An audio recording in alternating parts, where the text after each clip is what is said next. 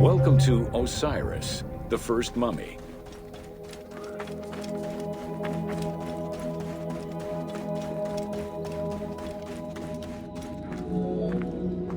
The oldest mummies recovered date from the Old Kingdom, though Egyptologists believe that mummification was in use much earlier than that.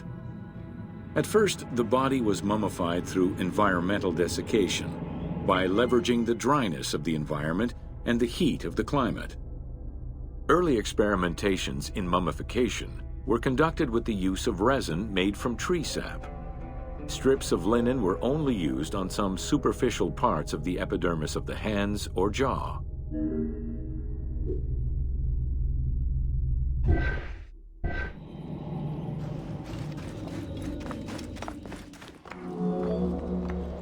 Ideologically, the will to preserve the body is not explained in any way until 3600 BCE.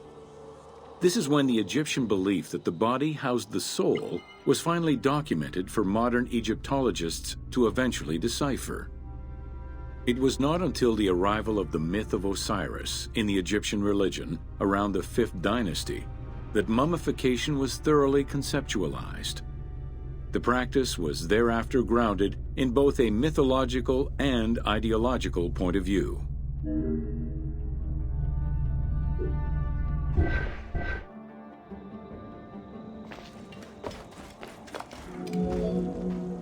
Osiris was mainly known as the god of the dead and the god of resurrection. The most well-known Genesis myth concerning Osiris is that of his dismemberment.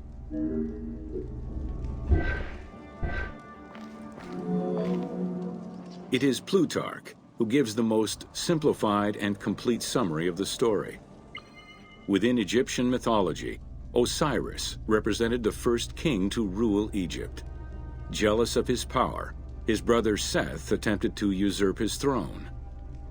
After several unsuccessful attempts, Seth succeeded in killing his brother by dismembering him and scattering the pieces of his body all over Egypt. Isis, the Great of Magic, traveled all over Egypt in search of the pieces of her husband's body. After a long search, she recovered all the pieces save for his manhood, as it was eaten by a fish.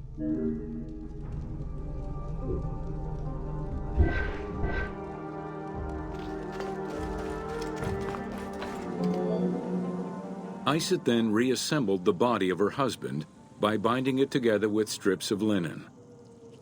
Aided by her sister Nephthys, another powerful magician, they gave Osiris the breath of life. This not only brought him back from the dead, but also allowed him to recover his virility long enough to impregnate Isis, thus ensuring his succession before, once more, dying. Thus Horus was born.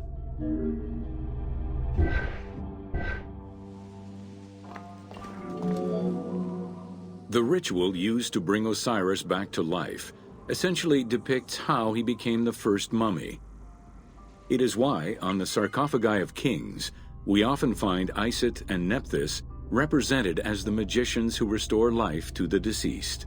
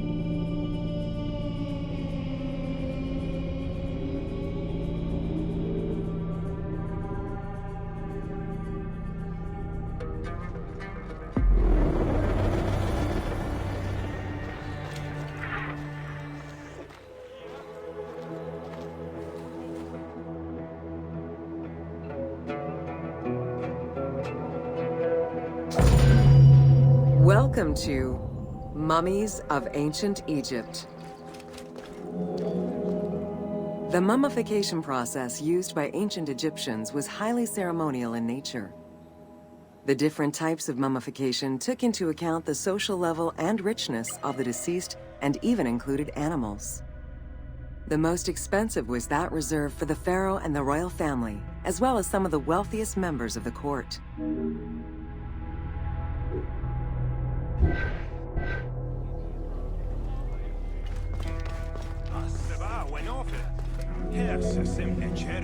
The first step was cleaning.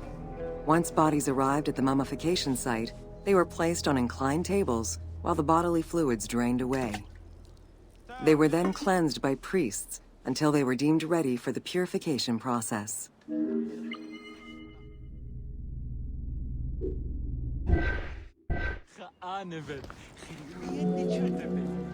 The purification of the body began with a libation from sacred water.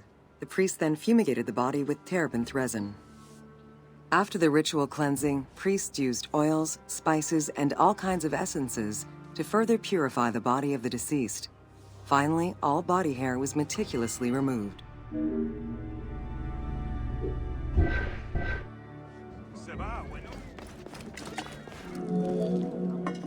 Once the body was properly purified, embalmers removed the organs, following very specific procedures.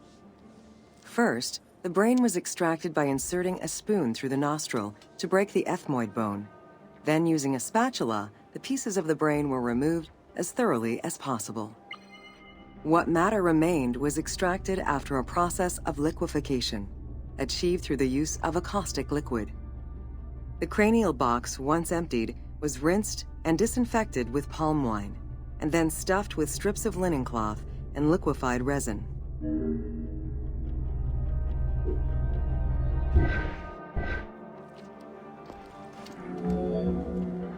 After taking care of the brain, embalmers made an incision on the left flank and carefully set aside the viscera. The inside of the body was also rinsed with palm wine. Then the embalmers filled the belly with pure myrrh, cinnamon, and other perfumes and sewed it shut. The removed viscera were washed in palm wine and packed in crushed herbs before being placed in canopic jars.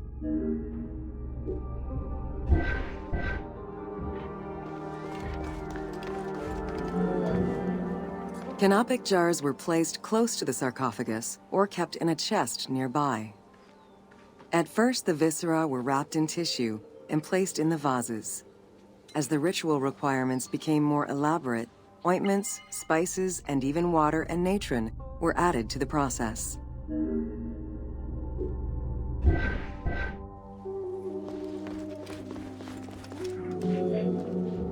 Towards the middle of the New Kingdom, canopic jars assumed the appearance of the 4 sons of Horus. They were known as the protectors of the viscera. These protectors had their own guardians, each a goddess of the dead. Imseti, the human-headed god, protected the liver and was protected by the goddess Iset. Hapi, the baboon-headed god, protected the lungs and was protected by the goddess Nephthys. Dumathef, the jackal-headed god, protected the stomach and was protected by the goddess Neith. And finally, Kebesenuef, the falcon-headed god, protected the intestines and was protected by the goddess Selket.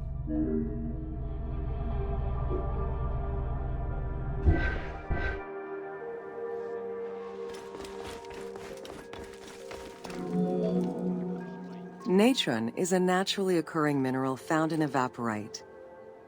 These sedimentary rocks are made up of mineral salts and were generally mined from lake beds in Egypt.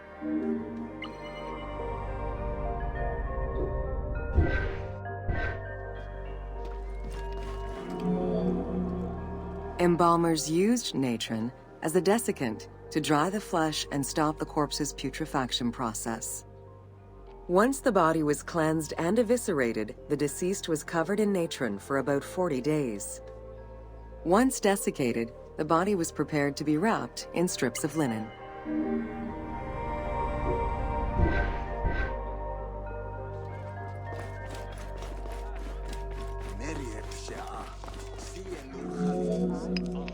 Once the body was fully desiccated by the natron treatment, embalmers oiled, painted, and sometimes even added hair extensions or a wig. They often used a henna-based antiseptic preparation to give the body a more colorful and lively appearance while preparing it to resist molds and fungi.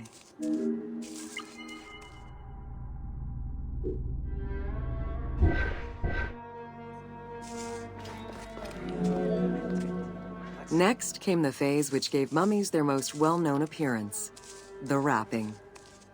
Originally, each part of the body was wrapped separately. Men had their arms crossed on their chests, while women had the right arm folded over their breasts and the left arm stretched along the body. However, techniques evolved over time.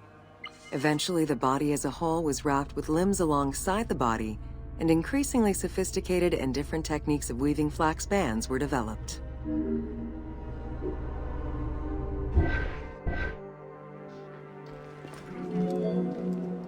In addition to the jewelry and amulets arranged on the skin of the deceased, amulets were also carefully inserted into the weaving of the linen strips.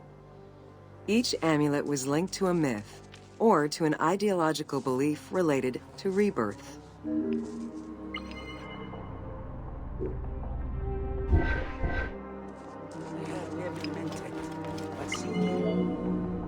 Masks were an important part of a mummy's finery. Early wooden funeral coverings were very expensive, however, and soon replaced by masks created through a technique known as cartonnage.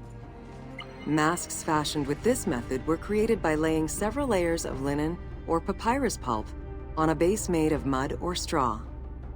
Cartonnage was used for more than funerary masks.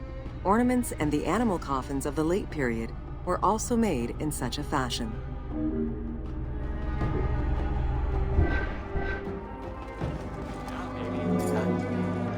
Cartonnage evolved to cover the entire body of the mummy during the 22nd dynasty.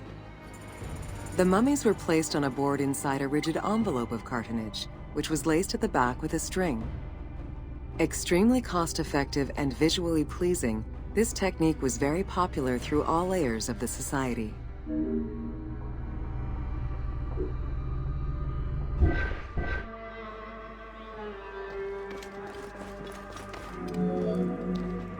Cartonnage envelopes were usually covered with inscriptions and polychrome decorations, specifying the names and titles of the deceased, scenes depicting daily life, or decorations specific to the funerary world. This was a true gift for Egyptologists eager to study the funerary rites of the ancient Egyptians.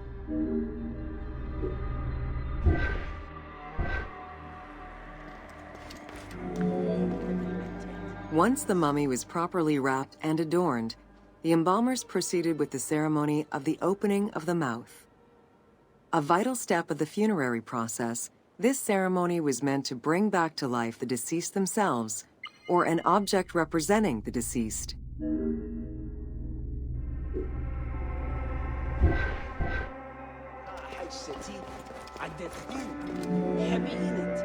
There were no less than 75 different stages for the opening of the mouth. It required the application of the same oils, ointments, spices, and perfumes used during the mummification process. Makeup was sometimes part of the process as well.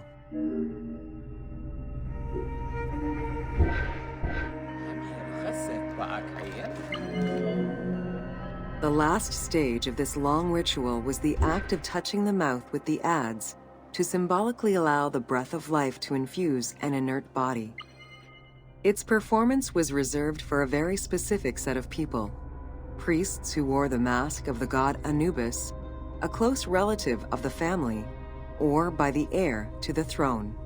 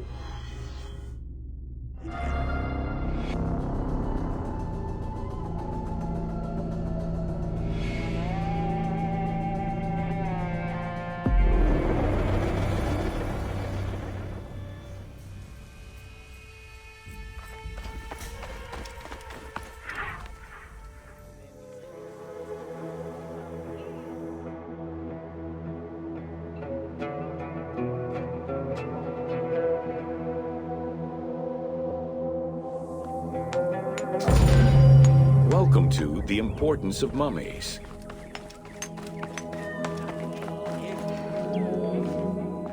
The first hieroglyph for embalmer appeared in pyramid texts of the Old Kingdom. It is likely that embalming was a trade that progressed alongside the evolution of ancient Egyptian funeral practices. While we still know nothing of how embalming came to be a profession, we do know that embalmers had a hierarchy, and that each embalmer specialized in a specific phase of the mummification process.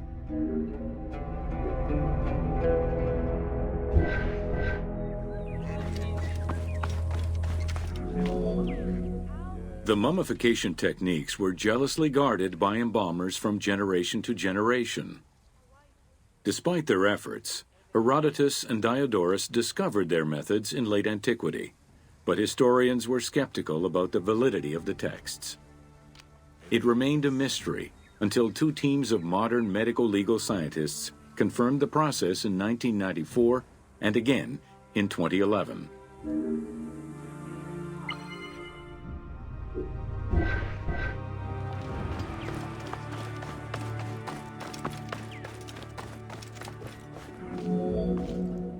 The Uabet, meaning the pure place, was where the embalmers mummified the bodies of the deceased.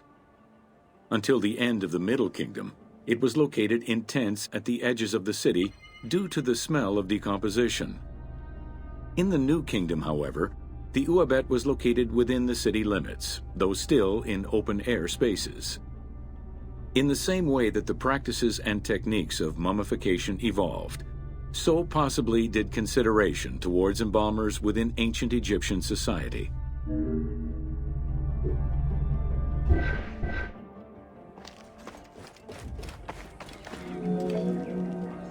The pharaoh had access to the most elaborate of mummification rituals.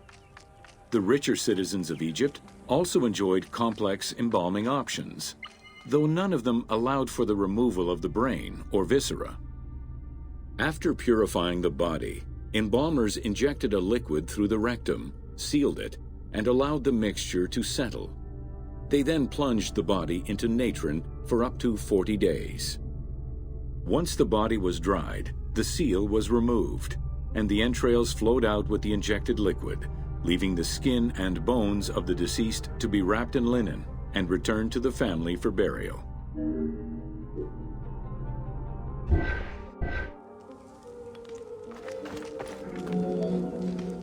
The least costly embalming option was for the embalmers to simply inject a product called surmaya and immerse the body in the natron for up to 40 days before handing it over to the family. For all those who could not afford any embalming process, desert burials offered a pauper's alternative to preserve the bodies of the dead.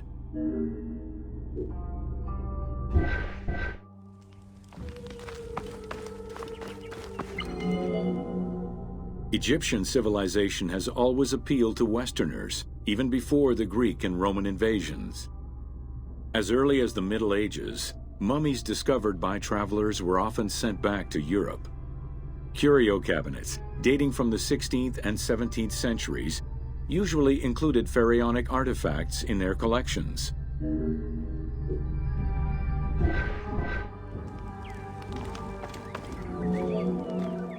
The Egyptomania phenomenon was heralded by Napoleon Bonaparte's Egyptian campaign, which lasted from 1798 to 1802.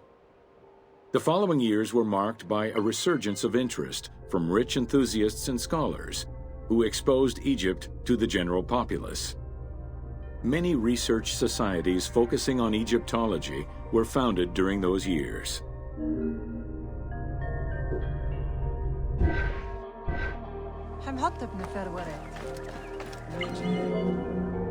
By 1868, mass tourism began in Egypt under the aegis of the Cook Agency. The rich would indulge in leisure trips to Egypt and bring back mummies. Upon their return, they would organize evenings that consisted of unpacking mummies and removing strips of linen and amulets layer by layer. These were considered the shining cultural events of the season. The Egyptian collections of many a museum were founded as a consequence of this mass pillaging.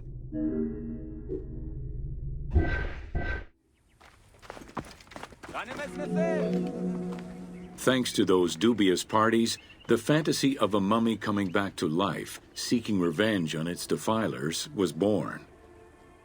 The mummy malediction myth has remained steady in popular culture ever since, particularly in written media and cinema.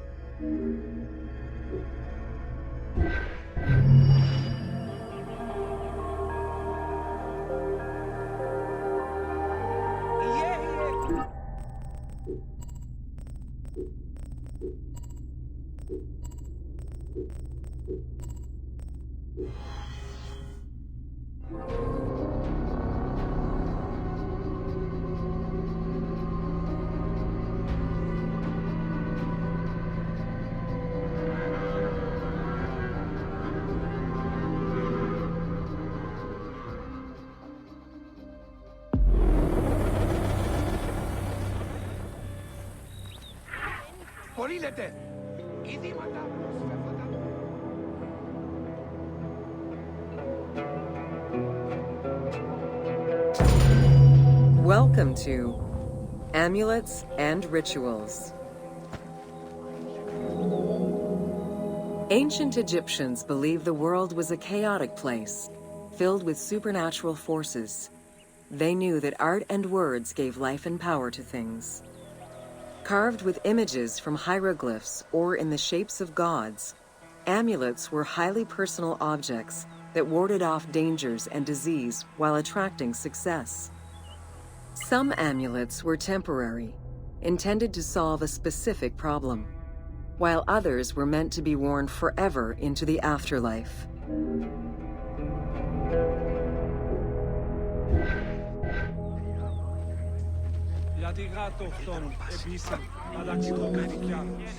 Priests would infuse amulets with magical energy during religious ceremonies, imbuing them with protective magic to safeguard against supernatural powers. The wealthiest of Egyptians could obtain a divinely ordained pendant in which was hidden a magic formula inscribed on a piece of papyrus. It would act as a unique spell tailored to the owner.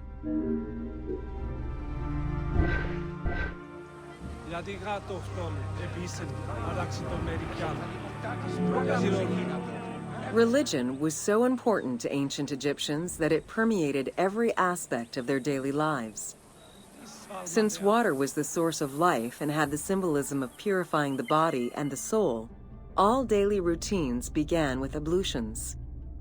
Personal prayers to the gods were sometimes written or spoken, with family prayers passed down through generations.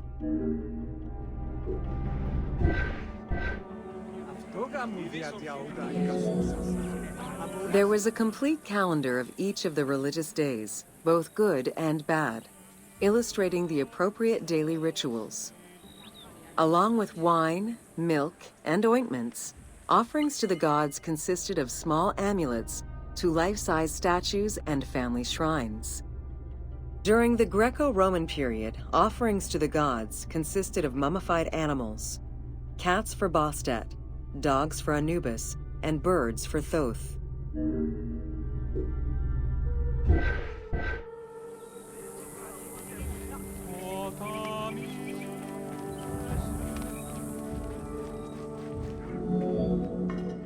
Deemed messengers of the gods, oracles offered guidance and judgment for all Egyptians, regardless of status.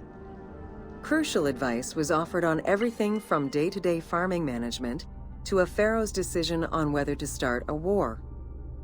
Oracles were often used to decide legal issues. If the accused refused the judgment of the god, another god could be consulted in hopes of a more favorable reply.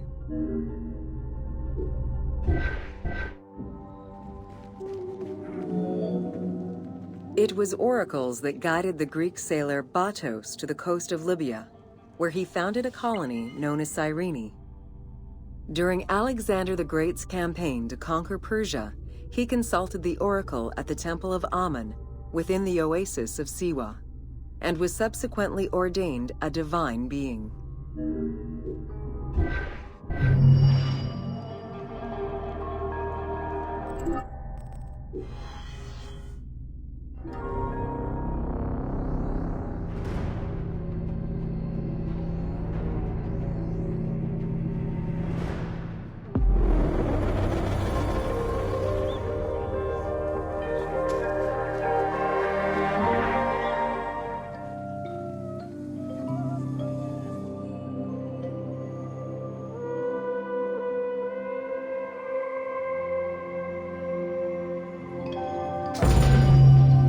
Welcome to Temples and Rituals of Ancient Egypt. During rituals and festivals, the god was carried on a solar barge between the areas of a temple or the temples of different cities. Funerary carvings and paintings covering thousands of years, as well as the Book of the Dead, depict the same ship and oar design. Solar barges have been uncovered near or within several pharaohs' tombs. They were intended to carry the pharaoh into the afterlife.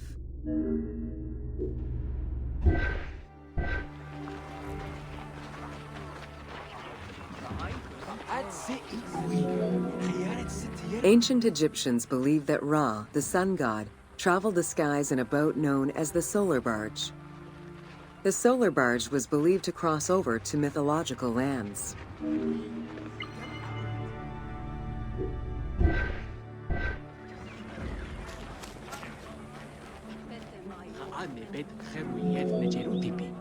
The god Ra believed mankind was conspiring against him. He ordered Sekhmet, the lion-headed war goddess, to kill all humans. To his chagrin, Ra quickly realized that with all humans gone, there would be no one left to worship him. In order to stop the rampaging Sekhmet, beer was brewed and dyed red with pomegranate juice to resemble blood. Sekhmet drank every drop of the brew she could find, eventually passing out drunk. When she awoke, she was calmer, and her lion visage had changed into Bastet. The Festival of Drunkenness was celebrated in honor of that myth.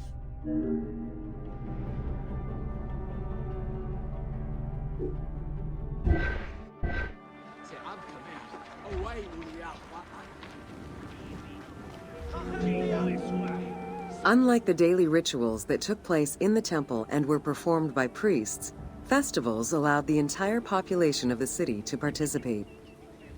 Festivals helped mark the passing of the seasons in the agricultural calendar. In reflecting the cycles of life, festivals offered a sense of consistency and structure for the regular citizens, thus reinforcing the sense of order that pharaohs were to provide for the citizens of Egypt as part of their godly duties.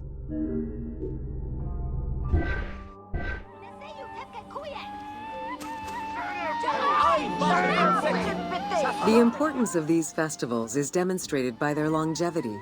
Records show that Osiris festivals occurred for more than 2,000 years. Some festivals serve to reinforce state control and promote the king's reign. Both the Opet and Sed Jubilee festivals were specifically intended to celebrate the renewal of the king's power.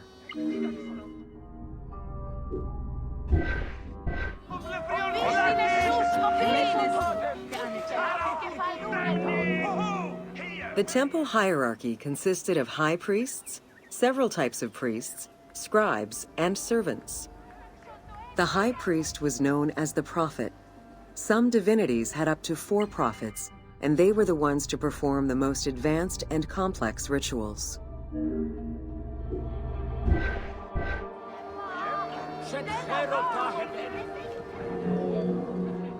Egyptian priests were not confined to solely religious tasks, and in fact had crucial roles in Egypt's administration, most of which served to reaffirm the pharaoh as the proper vessel for the gods.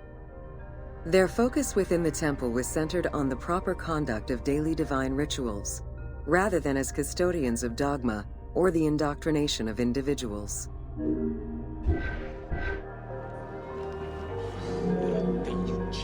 Scribes were custodians of the sacred sciences. Some priests were associated with the funeral rites and were considered the group with medical knowledge. The servants of the Ka were low-ranking priests who carried food and offerings in funerary rituals. Lector priests were distinguished by their ability to read, and their main duty was to recite specialized religious texts in both temple and funerary rituals.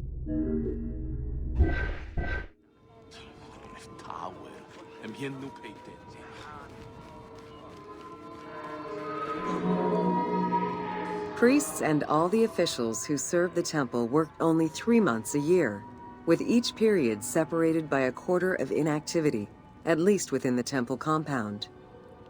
Each outgoing group handed over the temple and their tools to the newcomers.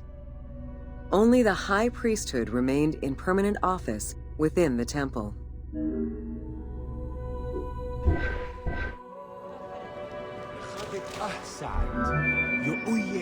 The most sacred part of the temple was referred to as Jeser Jeseru, the Holy of Holies.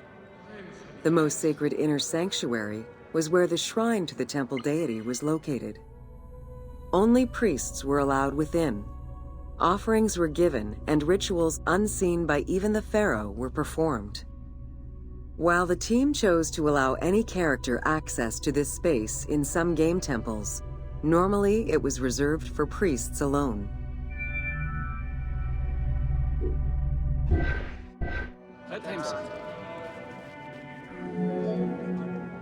Pharaohs and their priests often chose the site of these sacred temples because of some mythological connection or an alignment with the cardinal points and certain stars.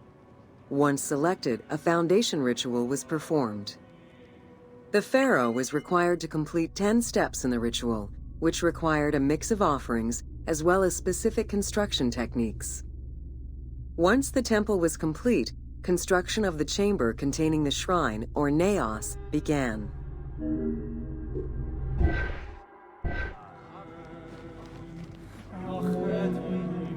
The naos was where the god statue stood. The representation of the deity was usually in stone or wood and decorated with gold, silver, and precious stones. Smaller temples had only one naos, while larger complexes, such as the Temple of Karnak, had many chambers to honor gods, such as Amun, Ptah, and Osiris. Each statue was believed to be a receptacle for the presence or essence of the god's Ka, enabling it to take a physical form. Through the statue, the god came to the shrine to eat, drink, and communicate with the pharaoh, or with the priests standing in for the pharaoh.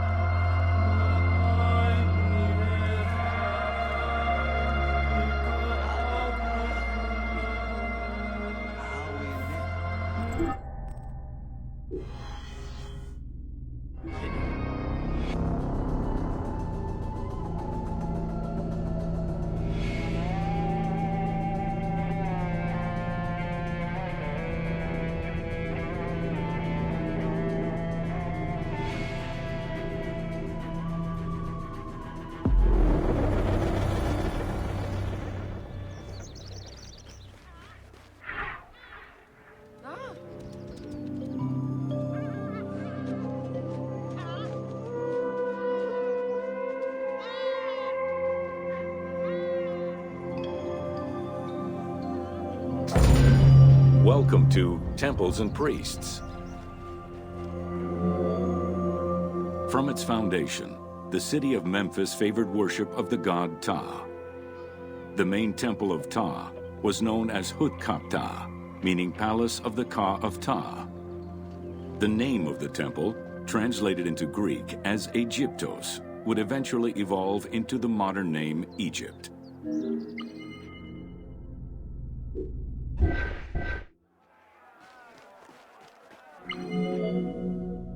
Temples were the center of religious, political, and economic life in ancient Egypt. These sacred places were viewed as the literal home of the gods and goddesses. As such, every aspect of them required care and reverence, all of which was accomplished through elaborate ritual.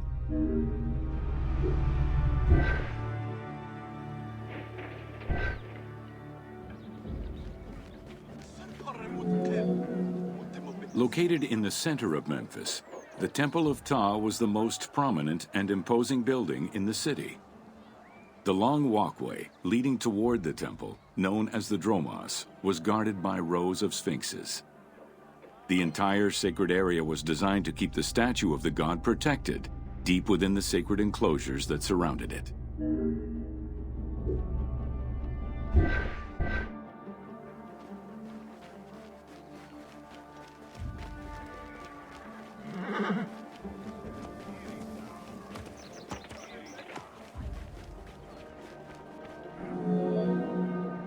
The dromos opened into a courtyard, with a surrounding portico graced with columns carved to resemble palm trees. During special festivals, the general population was allowed to enter this location, but under no circumstances would they be allowed into the sacred spaces beyond the courtyard.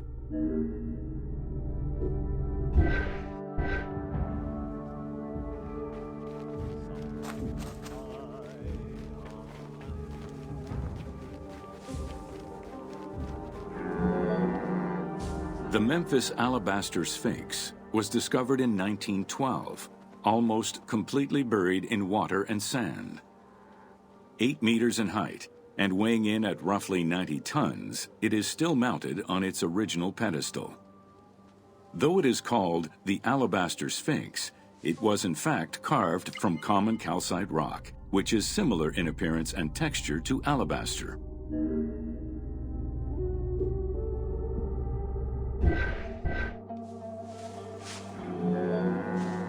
Erosion has destroyed the original engravings, making it difficult to determine when it was created. Egyptologists believe that its facial likeness resembles Amenhotep II, and so it could have been sculpted somewhere between 1700 and 1400 BCE. It is believed that this monument once stood outside of the Temple of Ptah and was integrated into subsequent extensions to the complex.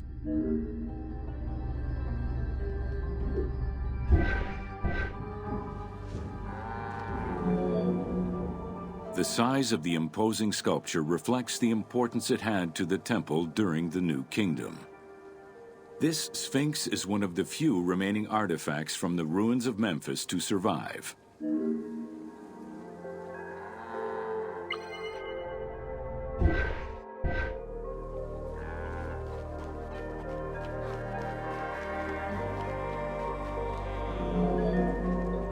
In Egyptian culture, some animals were associated with gods, while others were considered to be living gods. The Apis bull was believed to be a divine entity. The earliest mention of the Apis bull in ancient Egypt goes back as far as the first Egyptian dynasty.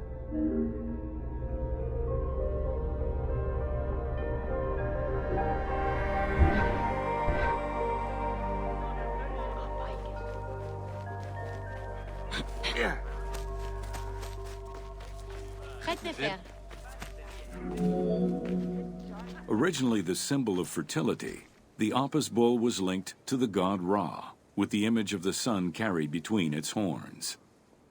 Later it was associated with Osiris, the ruler of the underworld, thus becoming the funerary divinity Osorapis.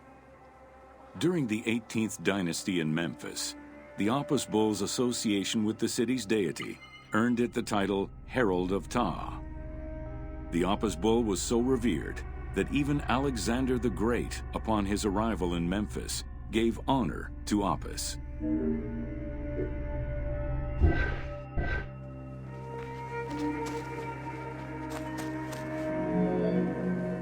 The Apis bull lived with its harem in a sacred barn located in an enclosure in the Temple of Ptah. Each bull bore 29 signs representative of its divinity. Among them, the bull had an eagle-shaped mark on its back, a double tail hair, and a scarab-shaped mark under the tongue. The signs were intended to correspond with the lunar cycle. After its death, Egyptians would search for its reincarnated form among the livestock.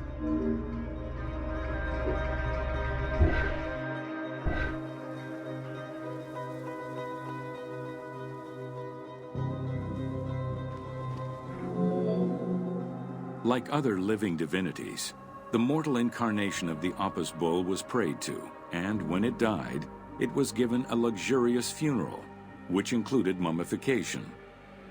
Until the reign of Ramses II, the Apis bulls were buried in individual graves in Saqqara. During the 26th dynasty, the bodies of the bulls were buried in enormous stone vats in the underground corridors of the Serapeum of Memphis.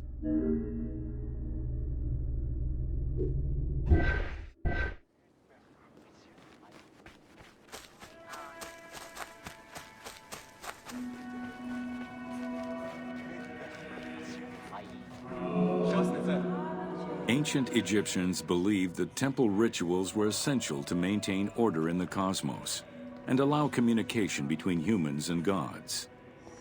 The pharaoh was required to bring offerings as part of a twofold promise made to the gods, to remain a just ruler and to prevent chaos from entering Egypt.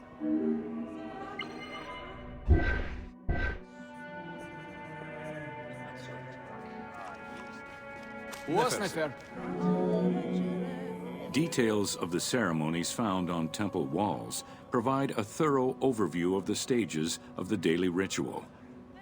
Performed 3 times a day to mirror human mealtimes, each step of the highly symbolic ceremony was accompanied by specific recitations, many of which referred to mythical events.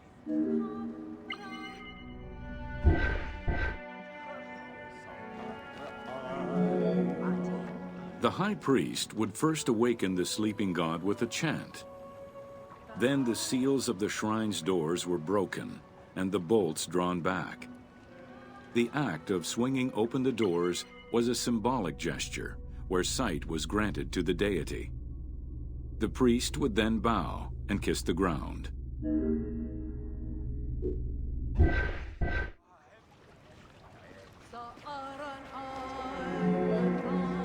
The god was then washed with incense-infused water and its mouth rinsed with mineral salts. The cleansing was followed by adorning the statue with jewels and royal garments. The final ritual required the priest to sweep away any footprints in order to prevent evil from approaching the god.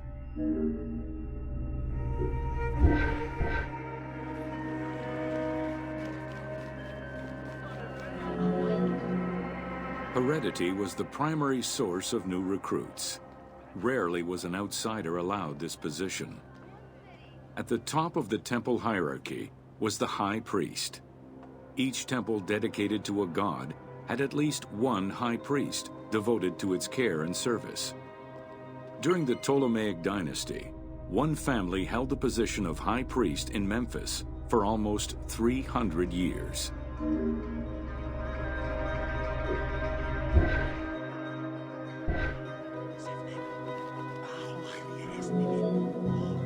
High priest candidates made their way up the ranks of the temple hierarchy. The one chosen to occupy the lofty position of high priest was usually confirmed by the pharaoh. Several of the high priests were also important officials in the government. Families sharing the highest priesthood titles tended to make many alliances, thereby gaining more land and wealth. Shifting balances of power sometimes resulted in more or less open conflicts between the priesthood and the pharaohs.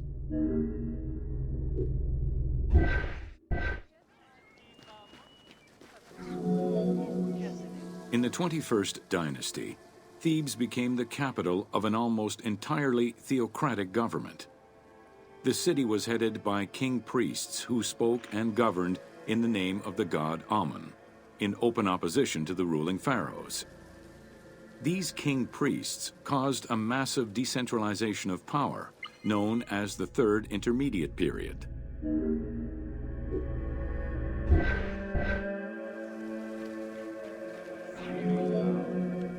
The educational institution in ancient Egypt was known as the House of Life. Attended by the offspring of the elite and the clergy, it was a place tailored to the social status of its attendees. The earliest references to this type of institution date back to royal decrees of the Old Kingdom.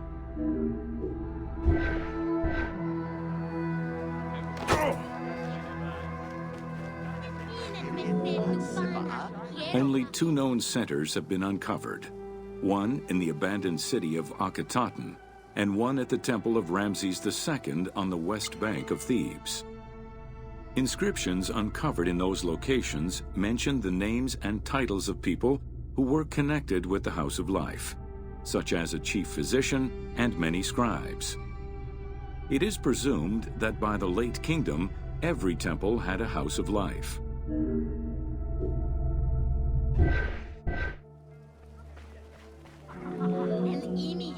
The House of Life offered training for the elite destined for occupations such as astronomers, doctors, veterinarians, diplomats, architects, translators, or theologians. Some institutions focused on specific disciplines, making them a central hub for the country.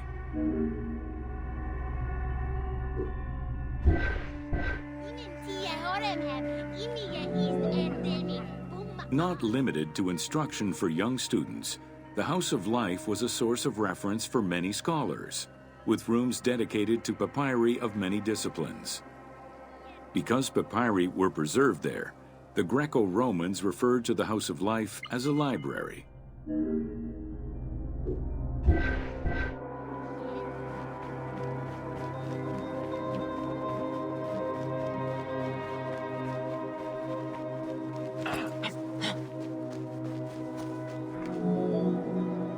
Ancient Egyptian economy was based on an unequal system of redistribution of goods. The state of Egypt collected the crops, and the temples distributed them throughout the provinces. Since the only people capable of counting and ensuring a fair redistribution were the educated scribes, this meant that the temples played a pivotal role in this process.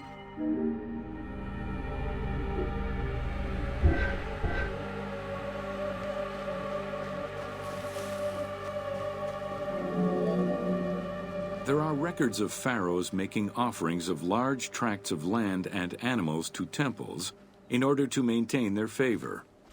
Ramses III offered generous gifts to the Temple of Amun in Karnak in such a manner.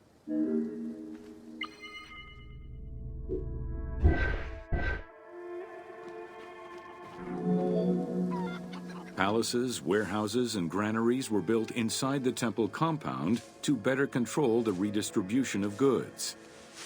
The size of the recorded numbers of goods, combined with every other function filled by temples, only serves to confirm their might as economic, religious, and political centers of power within Egypt.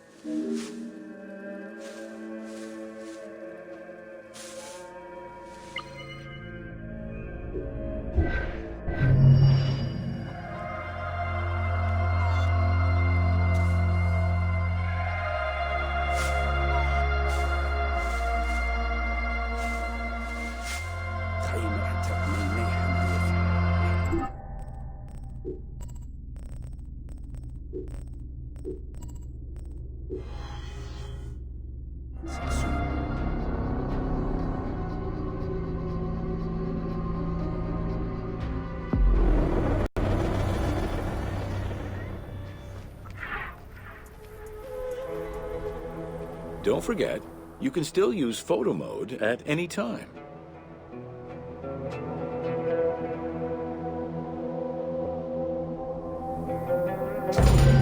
Welcome to Building Ancient Egypt. Constructed with bricks made of mud, most ancient Egyptian buildings were not permanent. Only religious temples and funerary monuments were meant to stand the ravages of time. For these very important structures, Egyptians used limestone, sandstone, and harder materials, such as granite, quartzite, and travertine. These heavy stone blocks were so prized that they were often transported from quarries located hundreds of kilometers away.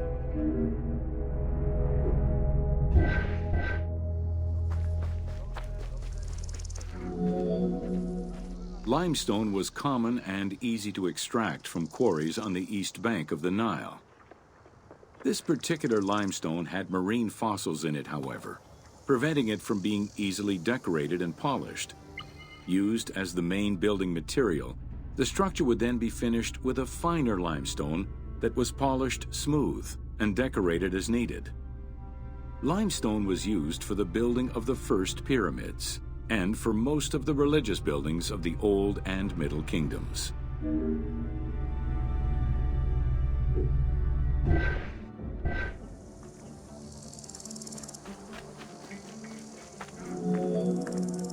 Ancient Egyptians preferred to use sedimentary rock beds or layers like sandstone and limestone because they were often easier to extract. The common method used to extract stone was the open pit quarry. Stonecutters would find quality stone, shape, and dig it out on site.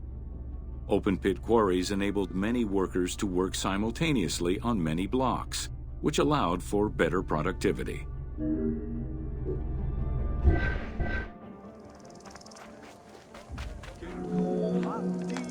Workers would draw a large grid directly on the stone's surface, taking care to leave a space between the blocks. This allowed them to isolate the different blocks and create a trench that would make the extraction easier. Stoneworkers used iron chisels for hard rock and bronze or copper tools for softer rocks such as limestone. Removing material between each block created a trench line. In some quarries, that trench was wide enough to accommodate a worker, who would then cut the block entirely on site. For harder rocks like granite, workers cut a series of holes and hammered wooden wedges into them. They then soaked the wood until it swelled and caused the rock to split.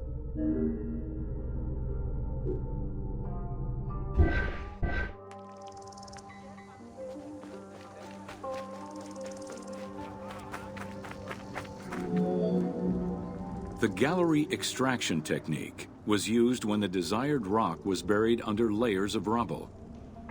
This method was often necessary in order to find the whiter and finer limestone required for a smoother finish. The first step was for the stoneworkers to create an access pit that would allow them to reach the desired wall of stone. Once a wall of quality stone was exposed, workers could then cut out smaller blocks. This pit required a descending platform. Designed like a stairway, it allowed them to free multiple galleries of blocks.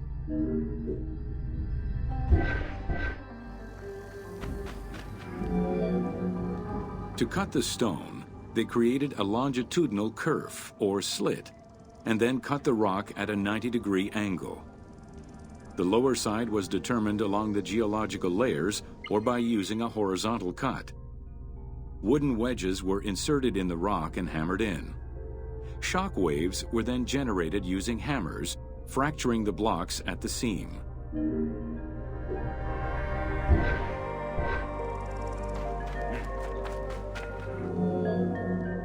To maintain the stability of these mining pits over the course of quarrying, workers would leave support sections of unexcavated rock.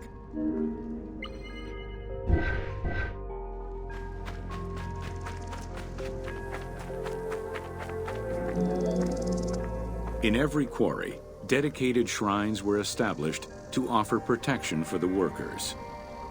In particular, Serket, the scorpion goddess, was considered a very powerful deity among quarry workers. Every mine and quarry of ancient Egypt included a scorpion charmer who was said to use magical powers to ward off the dangerous insects and keep the workers safe.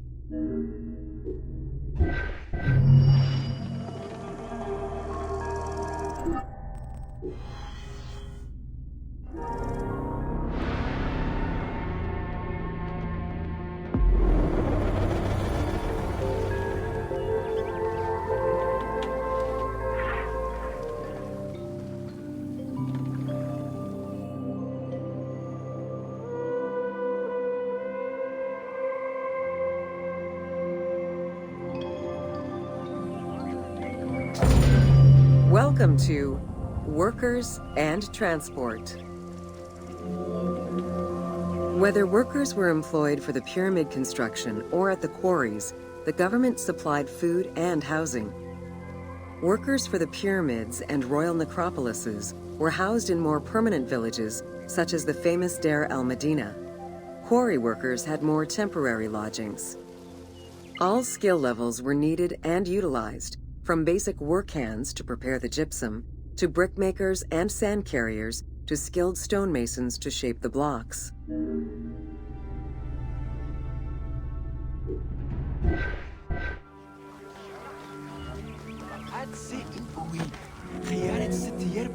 Skilled architects and engineers were employed year-round, while support labor were often farmers who worked on the quarries or construction during the Nile's flood season.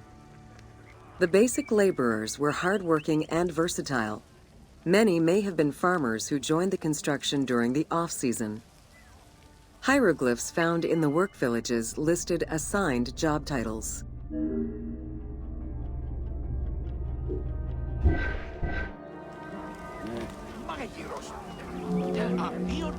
Archaeological research shows that no food was stored or prepared on site, but instead workers received abundant rations of bread, beer, and meat.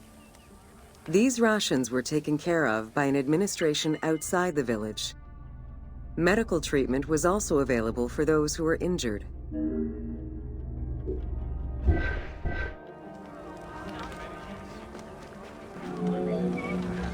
While some quarries were close to the Nile, others were located across the desert and required long expeditions. These expeditions were sanctioned by the state. They involved complex logistics and required many participants. Transporting a block by land meant that workers had to overcome the weight and friction of the load.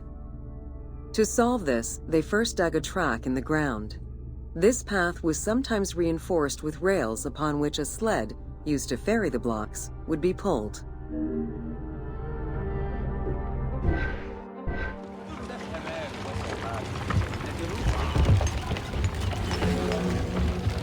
Whenever possible, blocks were toppled from a higher elevation onto the sled. Workers then poured water onto the clay at the front of the sled, creating a slick surface to more easily move the load. It wasn't until the New Kingdom that animals were used to tow the burden.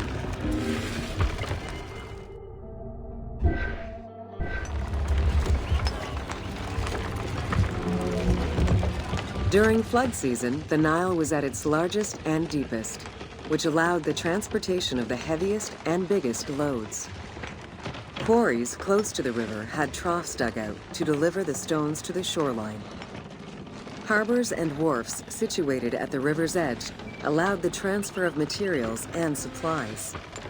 Harbor warehouses accommodated additional stocks of stone so that they were available for the winter sailing season.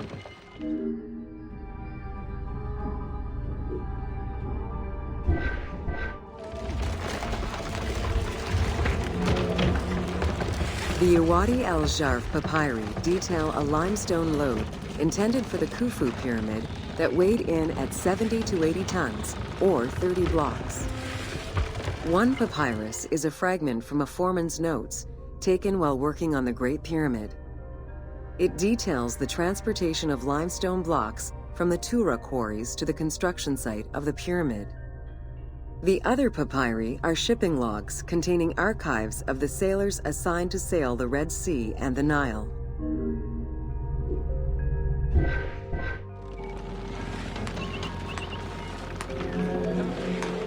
Stone cargo generally weighed 15 tons per boat, amounting to roughly 6 or 7 blocks per trip. For heavier loads such as obelisks, monolithic pillars, or gigantic statues, larger boats were used. These transports are the ones typically showcased on temple walls.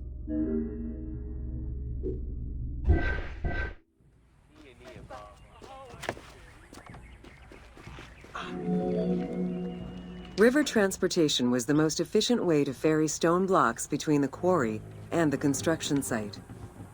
Blocks were transported by flotillas of several types of boats. The most detailed illustration of transport by river is a relief of Queen Hatshepsut's barge with an accompanying flotilla.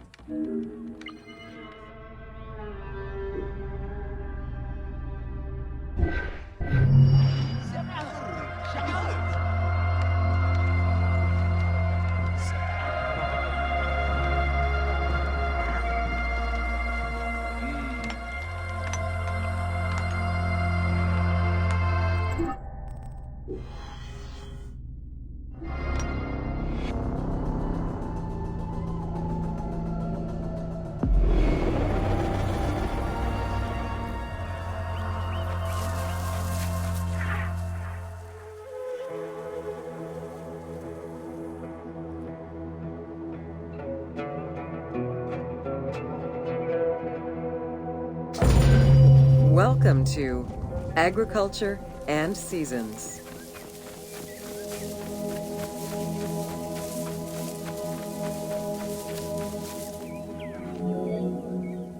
While crops were cultivated in different oases around the desert, most of the arable lands were near the Nile. Two types of cereal grain were cultivated, barley and an ancient wheat known as emmer. These two key ingredients contributed in establishing bread and beer as the staple of the Egyptian diet and the basis of its economy.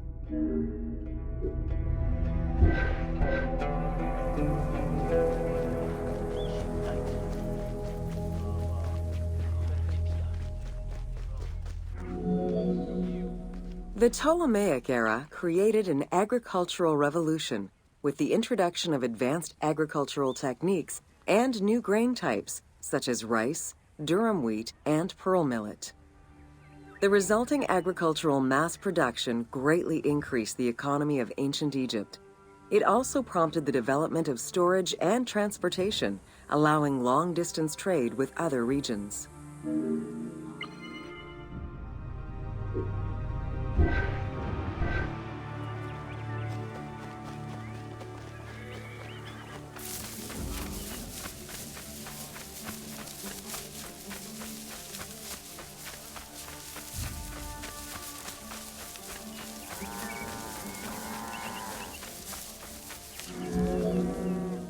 Both bread and beer rations were part of a system of barter payment.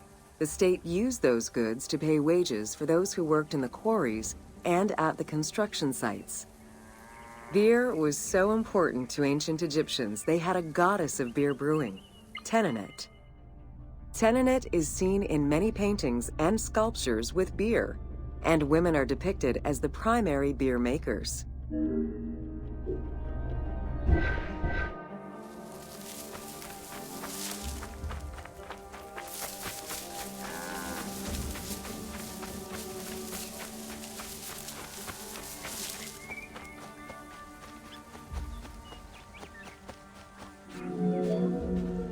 In order to increase agricultural production, fertile land was divided into plots and large agricultural villages were encouraged. The state and temples were the biggest landowners. Depending on the region, fertile land was managed by civil servants or rented to individuals.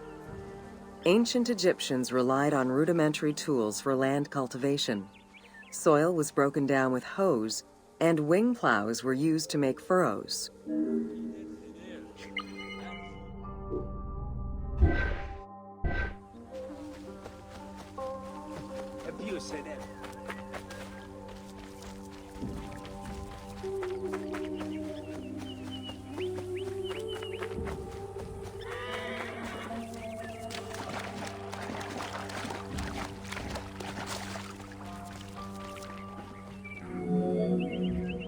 The three seasons known as Akhet, Peret, and Shemu corresponded to a specific phase of the agricultural process and the river's natural changes. Akhet was the time of the flood, beginning with the appearance of the star Sirius in July. Peret was the time when lands were cultivated, plowed, and sown. This fell between October and November.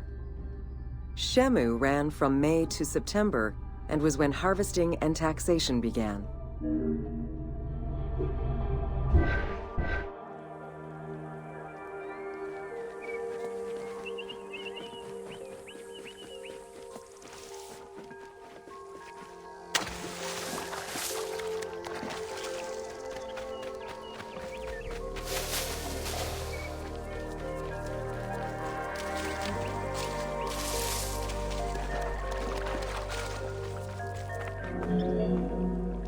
The pharaoh's duty was to uphold order against chaos and provide for his people.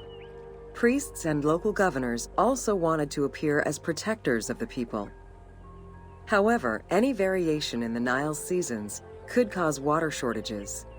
This had devastating consequences on wheat and barley crops. The pharaoh, administrators, and priests knew they needed to demonstrate their ability to prevent such a catastrophe from happening. And so they invented the story, which would be inscribed upon the famine stela.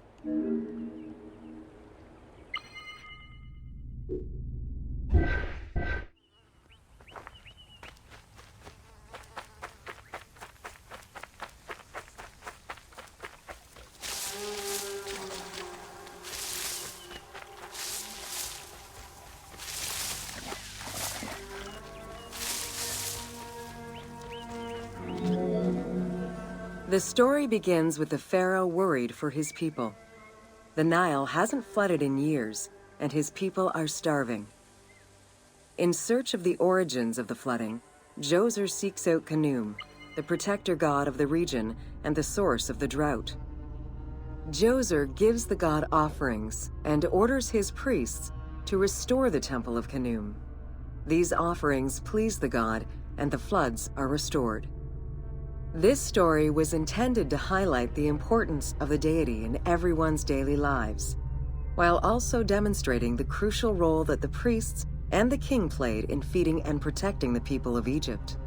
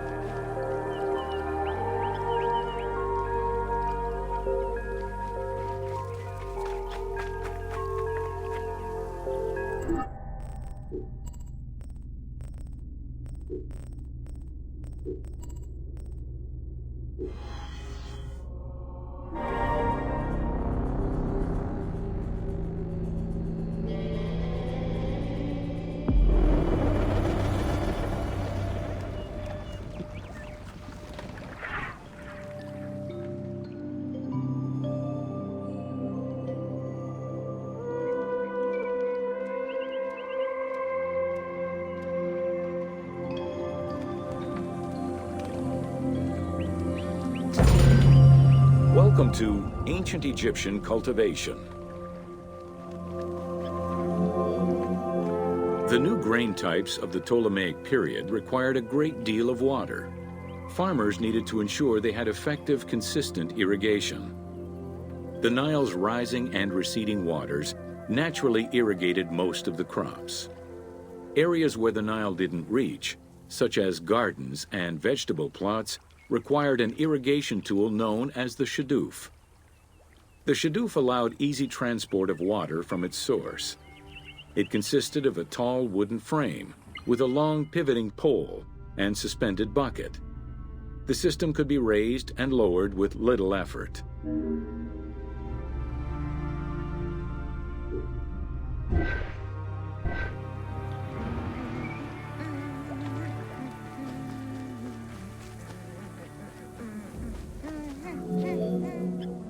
Later, a sakya, or water wheel, was invented.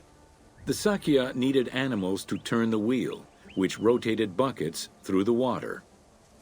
It drew the water to an elevation of 3.5 meters and enabled a great deal of control over the irrigation process.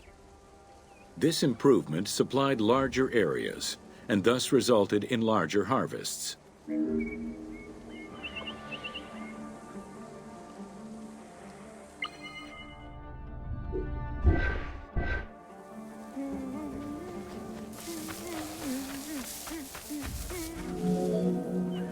The threshing process separated the grain from its husk. Workers would spread the ears on clean ground. Oxen, cows, or donkeys were then guided back and forth to trample the grain. This continuous movement worked the grain loose while preventing the animals from eating it. Unwanted chaff and straw were swept away, or gathered and added to the mud used to make bricks, to make them stronger.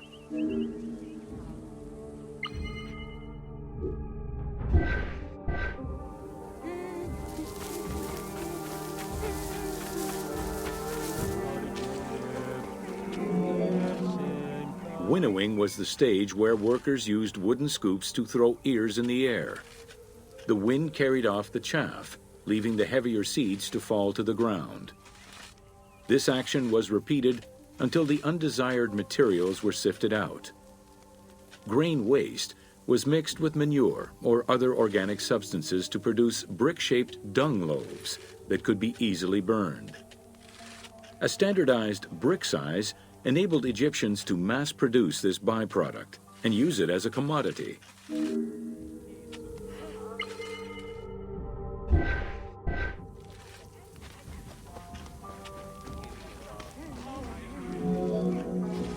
Transporting large amounts of grain required ships equipped to carry heavy loads. These goods were moved during the Nile's flooding season, when the river was deep enough for large ships. The transports stopped at checkpoints to accommodate customs and police controls, as well as for technical requirements and weather conditions.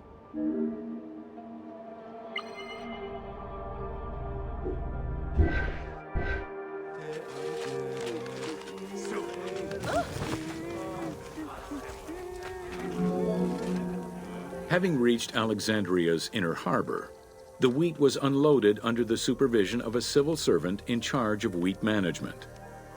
Portions were distributed to Alexandria's city market, and the remaining stockpile was either exported or stored in warehouses.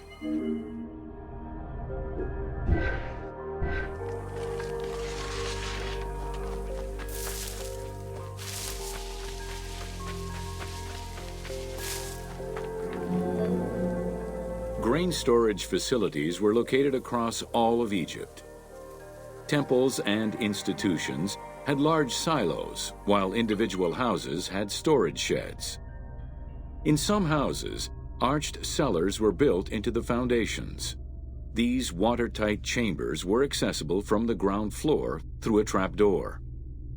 Royal granaries acted as the storehouse and distribution centers, and managed state payments to civil servants, soldiers, and the police. Though plastered on the inside, silos weren't completely sealed, and so remained susceptible to mice infestations.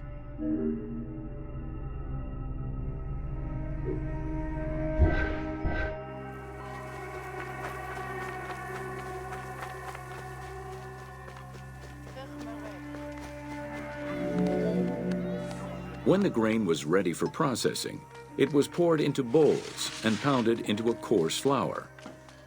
That flour was then passed through a sieve to make it of finer quality and further ground between stones. Ancient Egyptians did not stock flour. Instead, fresh grain was portioned out each time to produce flour as it was needed.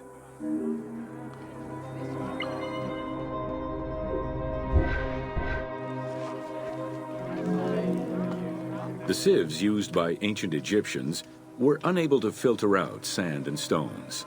Grit often passed into the flour, causing long-term tooth abrasions among all classes of Egyptians.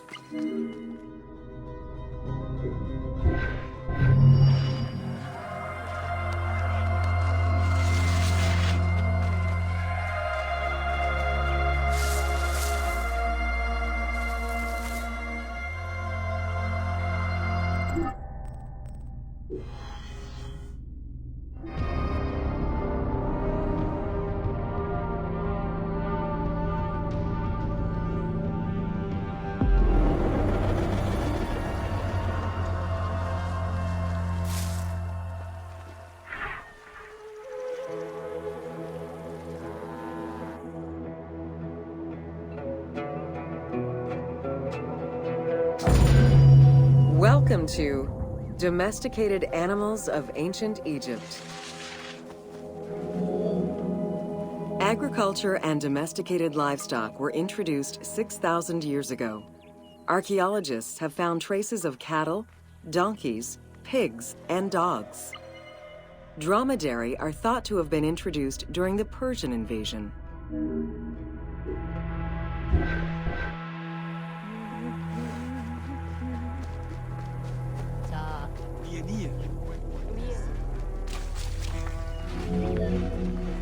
Pets were deeply cherished in ancient Egypt. Many illustrations of children often include a pet in the depiction.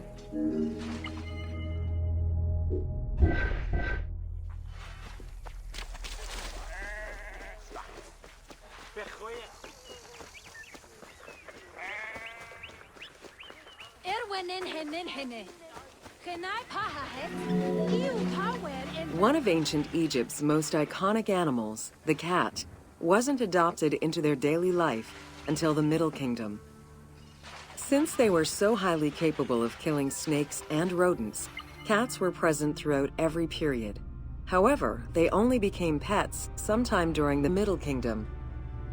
Prince Thutmose, son of Amenhotep III, had his cat Ta-Mew laid to rest in its own sarcophagi.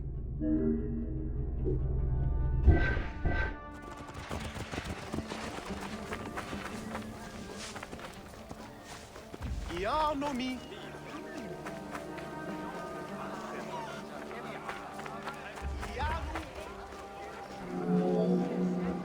The earliest reference to dogs dates back to 5000 BCE.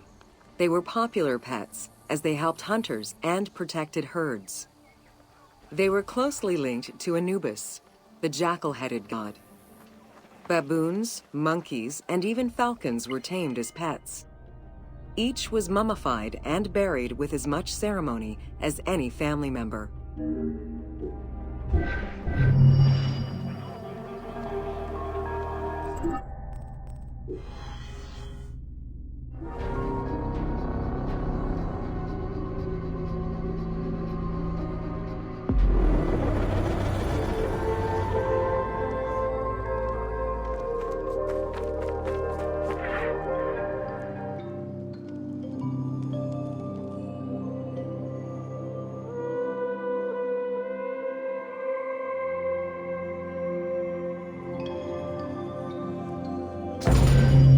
Welcome to Ancient Egyptian Medicine. Evidence of advanced medical procedures have been found on mummies, and ancient Egyptians left detailed medical writings from diagnosis to follow-up treatment. One of the oldest known surgical studies is the Edwin Smith Papyrus. It's one of the first documents in history that notes an association between the integrity of the brain and cognitive functions, including cases of ocular complications and paralysis following head trauma. Vinegar-treated marble stone from Memphis was used as an anesthetic.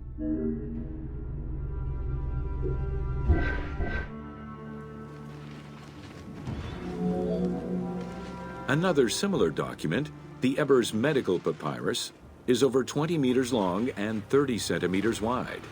It details treatments of 48 surgical cases and contains 877 paragraphs describing various diseases. Alongside accurate and factual scientific approaches, the papyrus has more than 700 magic formulas and incantations to ward off demons and disease. This demonstrates how ancient Egyptians believed in a harmonious balance between religion and science.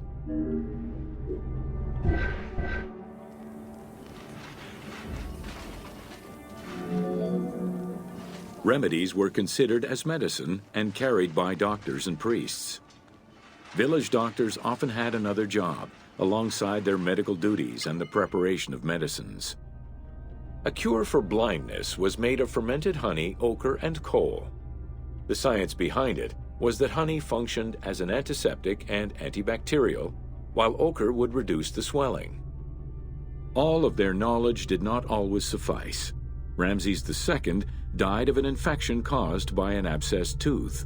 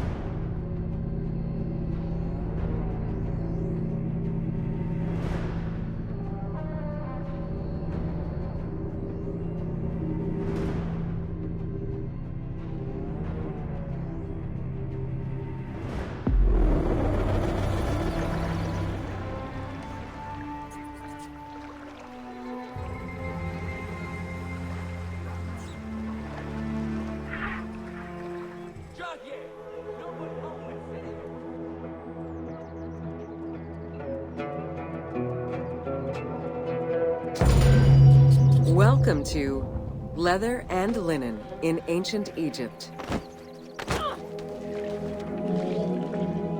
Tanning, a process which dates from prehistoric times, was present although not highly valued in Egypt due to the heat.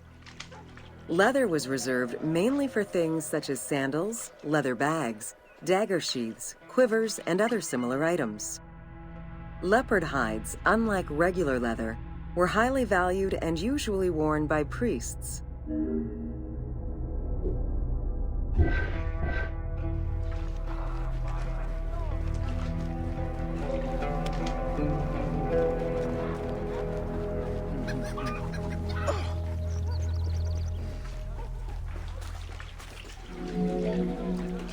Valued for its coolness and freshness in hot weather, linen was the fiber most commonly used for fabrics and textiles. It was produced from flax, which was plentiful in Egypt.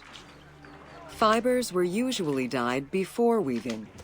While color was used in the production of textiles, dyes weren't commonly used for clothing, and most Egyptians wore white. The color represented spiritual purity, a goal to reach for every day of one's mortal life.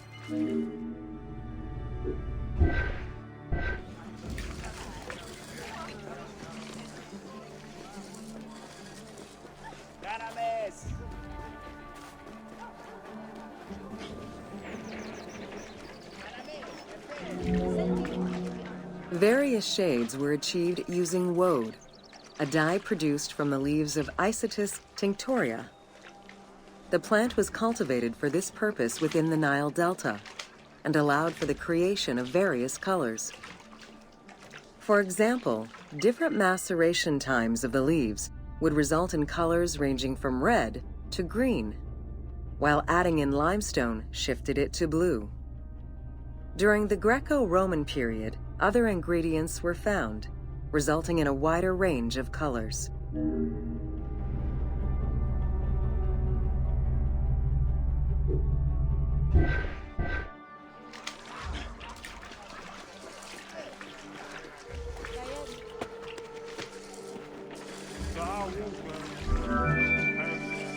This area's style is strongly influenced by the dye baths and tanneries of modern-day Fes in Morocco.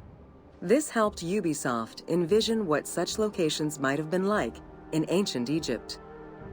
While this tannery is within the city walls, back then they were often found outside the city boundaries. The tanner's trade was considered off-putting by the Greeks, as all these operations resulted in noxious smells.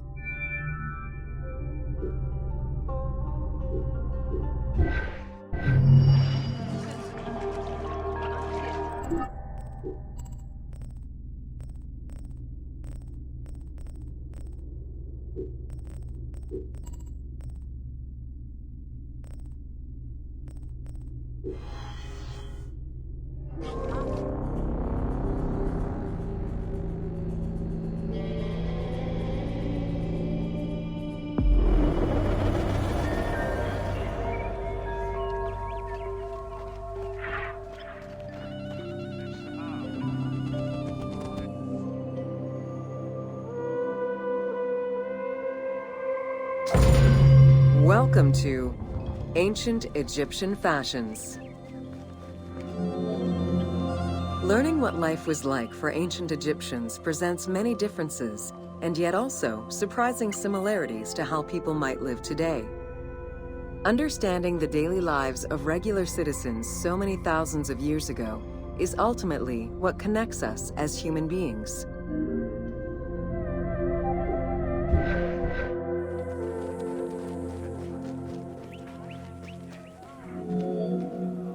Jewelry was a popular item among ancient Egyptians of all social standing. Both men and women wore earrings, rings, and bracelets. Status determined how much jewelry a person wore and what it was made of. Common folk wore pearl necklaces, simple bracelets, and leather bangles. Brightly colored earthenware and glass paste were a favorite enhancement.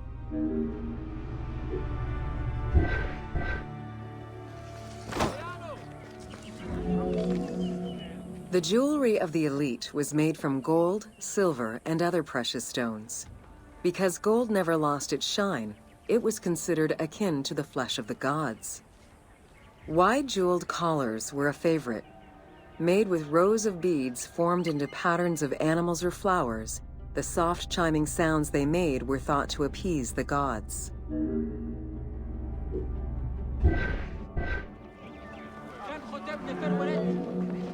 Though idealized, tomb paintings are a catalog of the changing fashions of ancient Egypt from the Old to the New Kingdom. Egyptians took appearance and cleanliness very seriously and were diligent about their fashion, hair, and jewelry, as well as their grooming habits.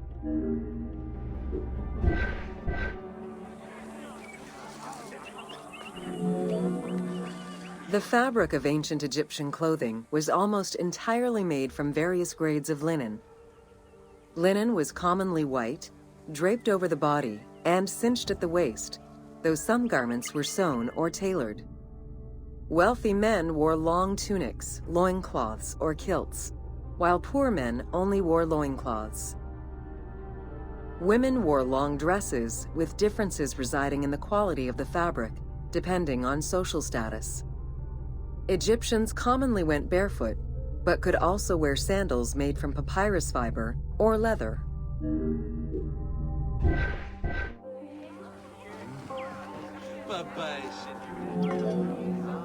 Cosmetics, including concoctions to prevent body odor and bad breath, were an integral part of everyday life for Egyptians. Used by both men and women, cosmetics were used as moisturizing ointments and sun protection as much as for beautification. Red ochre, a natural clay, was the most readily available cosmetic to tint lips and cheeks. Henna was used on nails and lips, and as hair coloring. It was also favored by richer women to decorate their palms and the soles of their feet.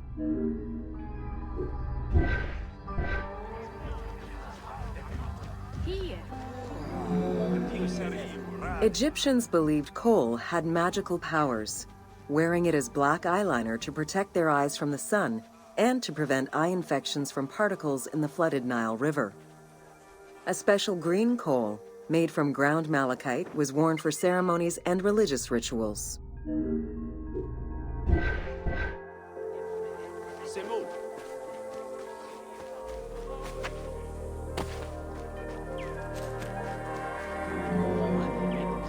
Women and teenage girls wore their hair long and often braided. Wealthier women included carved combs or hairpins. The length of men's hair rarely dropped past the shoulders. They were mostly clean-shaven during the dynastic period, a trend began by the elite and soon adopted by the general populace. Queen Hatshepsut donned an artificial beard when she became pharaoh.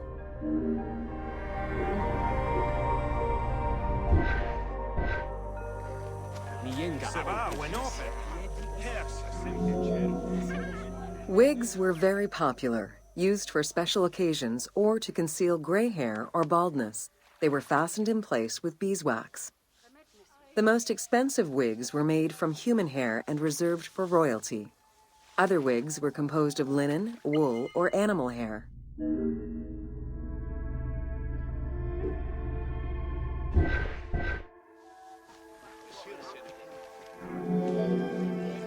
Prepubescent children generally had their heads shaved.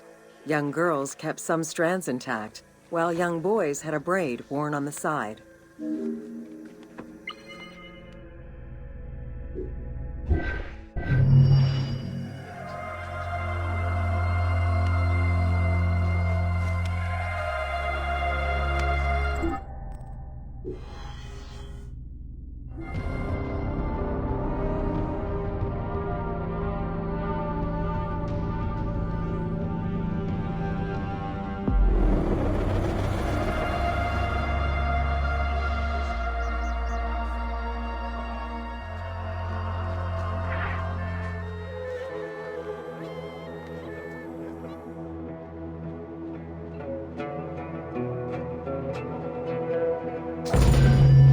Welcome to Artisans of Ancient Egypt. It was under the watchful eye of Ptah of Memphis, the god of craft and architecture, that ancient Egyptians developed the unique rendition of the world they lived in. However, it is vital to understand that their view of art, and those who created it, was likely very dissimilar to the modern concept of the word. Instead of artists, the creative culture had skilled and respected artisans. The most significant categories of specialties for crafters were drawing, painting, sculpture, and metalworking.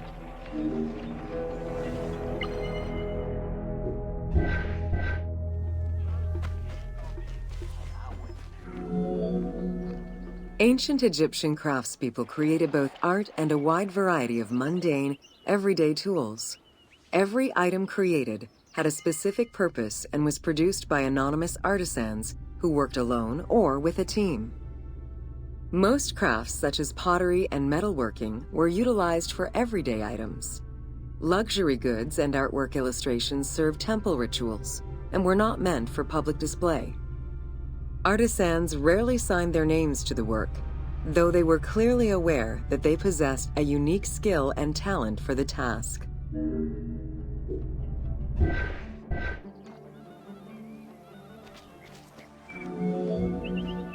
Art, in all its forms, has offered not only a practical insight into the way ancient Egyptians lived, but in how they viewed the world and their place in it. The balance of order and chaos was crucial in both the physical and the metaphysical universes. As a result, their art appears to follow a strict set of stylistic conventions that supported this worldview. From households and palaces to temples and tombs, pottery, papyrus, and textile items were essential to the everyday life of ancient Egyptians.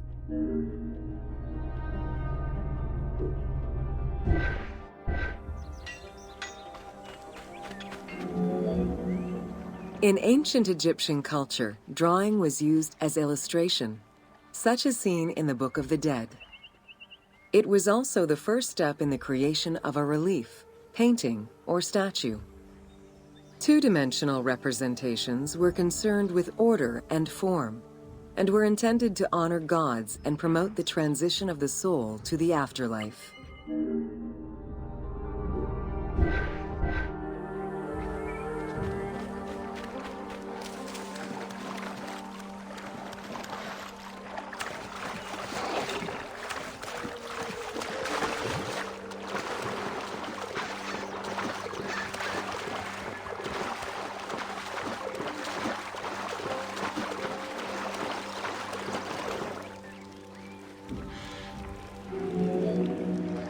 Stylistically, Egyptians were concerned with the depiction of the human form's inner self.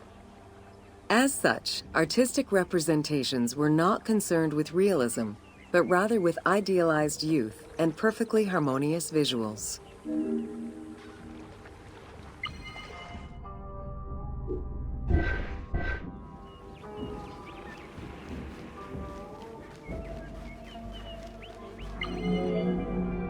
An exception to this were scenes depicting hunting and battle, where the environment and enemies moved in lively, even chaotic ways. Animals and foes were depicted piled up, as if describing chaos, with Egyptians standing in solemn, disciplined poses, bringing order to the scene.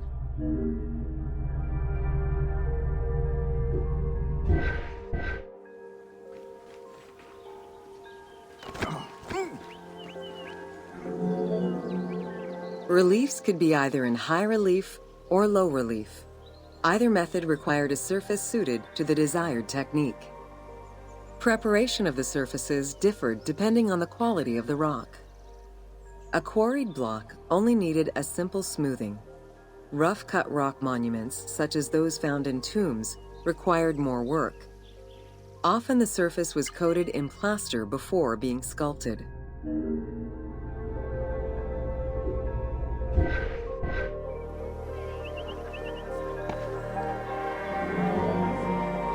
For reliefs, preliminary sketches were drawn in red, then framed with a red grid to position the elements of the scenes. Corrected sketches were in black, and once approved, the scene was ready to be carved. This method likely explains the name given to relief makers, the one who draws the outlines.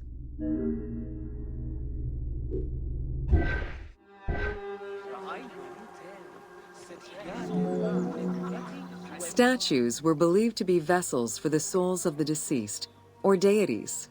That is why a sculptor was called the one who makes it live. This divine duty earned them the utmost respect. As with a relief, creation of a sculpture began with a drawing. Most statues were made of quarried blocks of stone, primarily limestone, though sometimes harder stones such as quartzite were also used.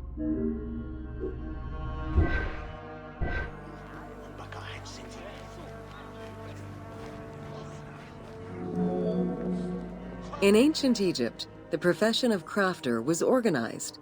and relied on a specific hierarchy. Most artisans depended on an institution to provide them with raw materials.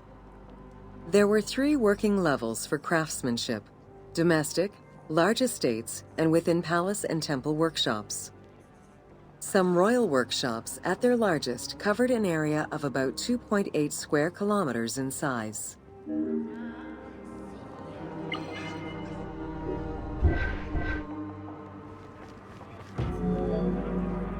At the domestic level, most Egyptians were craftspeople to a greater or lesser extent. The ability to repair tools was a daily necessity. Crafted everyday items could also be bartered for at the local market. Artisans with skills but lacking in resources worked at large estates, where the elite provided them with space to work and raw materials. The most skilled artisans were employed in royal or temple projects and benefited from a special status. They were provided with good workspaces and considered to be highly skilled.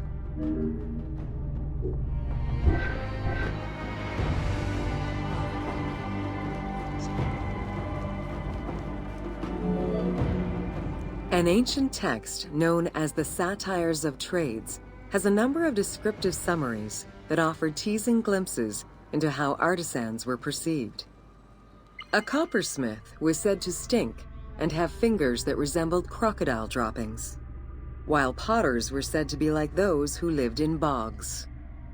This view was likely exaggerated in order to highlight the most enviable position of all, that of the scribe.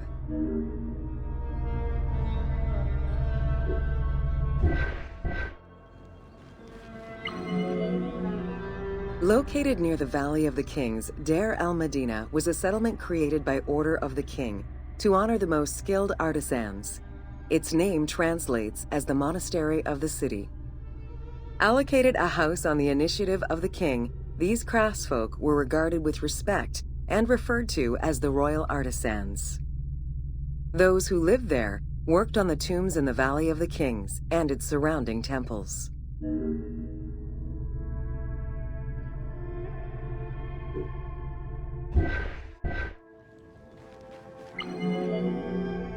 Archaeologists believe the site was home to skilled and respected artisans for over 400 years. It is considered one of the most important discoveries relating to Egyptian daily life. While much of the focus of Egyptian archaeology was on its kings and queens, it wasn't until the excavation of Deir el-Medina that Egyptologists were given a valuable window into the community life of ancient Egyptian artisans.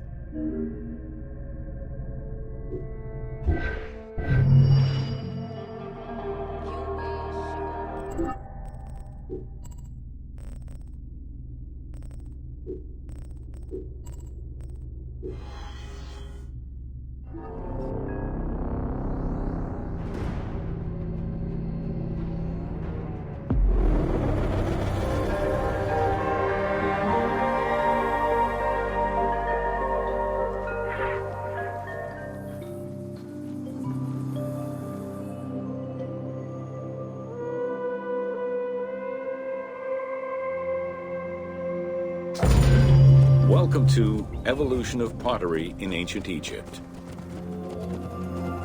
Excavations all over Egypt have uncovered enormous quantities of pottery vessels of all shapes and sizes. The production of pottery was mainly confined to the outskirts of settlements due to the materials required and to keep the kiln smoke away from inhabited spaces. The function of the product determined the selection of the raw material, its treatment, its form, as well as the finishing of the surface.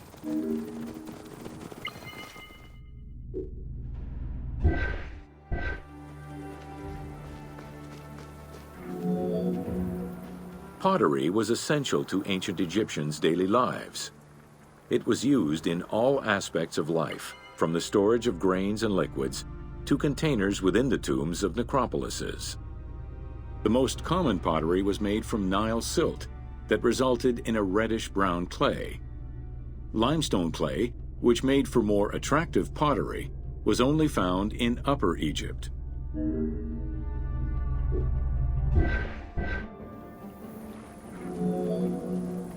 Early pots were made from pinched or coiled clay. Chopped straw, ashes, and other minerals were added, and the mixture was then smoothed and decorated before being put in the oven. Pots were fired in bonfires or enclosed within a brick kiln.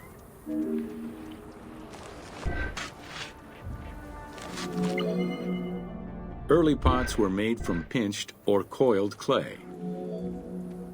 The potter's wheel was utilized during the Old Kingdom. Pottery became smoother and more polished, similar to river stones. It was decorated primarily in red pigment, with the black color achieved by exposing it to smoke. Pottery workshops were attached to palaces or temples, and around the late period, specialized workshops began to appear.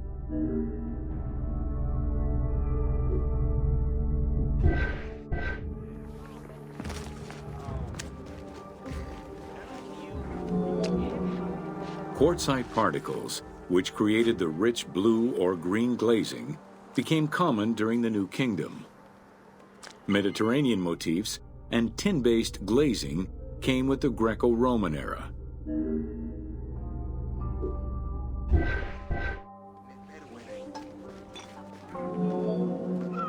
Potsherds could be found anywhere and were the most common canvas for writing or drawing, in comparison to the more expensive papyrus sheets. Named after their Greek description, ostraca contained daily life records, letters, or could be drawn upon. Artists drew sketches for temples and tombs, or simply for leisure.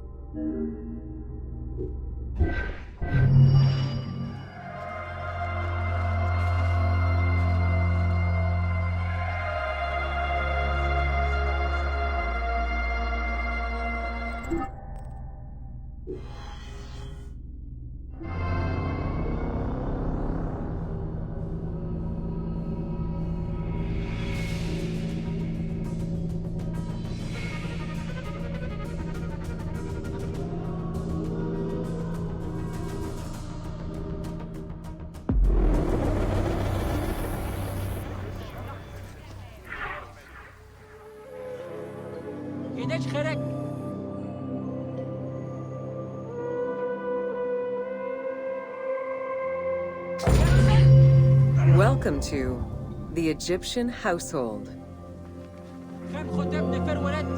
In pre-Greco-Roman culture, women were considered equal to men in many matters. They owned property, testified in court, could divorce and inherit. Until the Greeks and Romans restricted their rights, Egyptian women could take over their deceased husband's trade. Marriage contracts included mentions of allowances and items of value brought to the marriage by the woman, which would forever belong to her.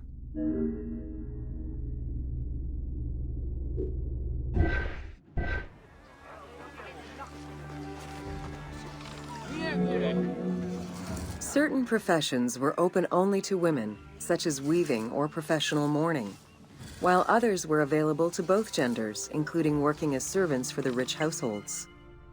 Social status did have an impact, though. The higher in status, the easier it was to obtain education and access different professions.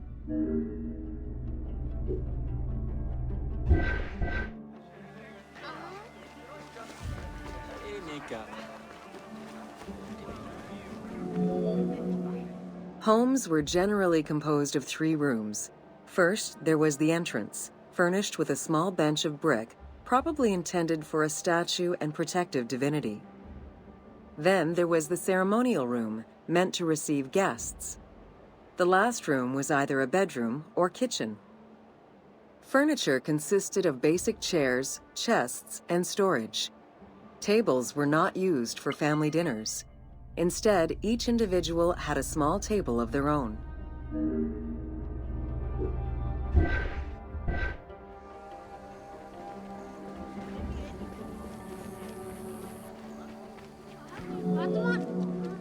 Marriages were a social contract rather than a religious construct. Family was vitally important to ancient Egyptians, and children were considered a blessing from the gods. The father, mother, and their children were the nucleus of the family, and cohabitation sometimes extended to mothers-in-law, sisters, aunts, and sisters-in-law.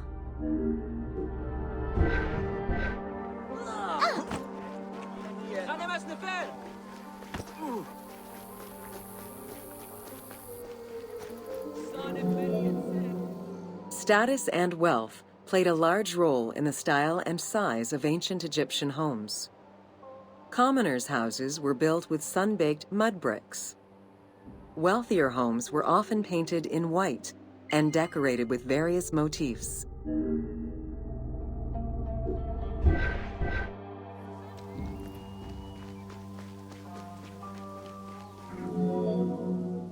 Town officials and the rich lived in mansions with numerous rooms that were luxuriously decorated. Only temples and tombs meant to last for all eternity were built with stone.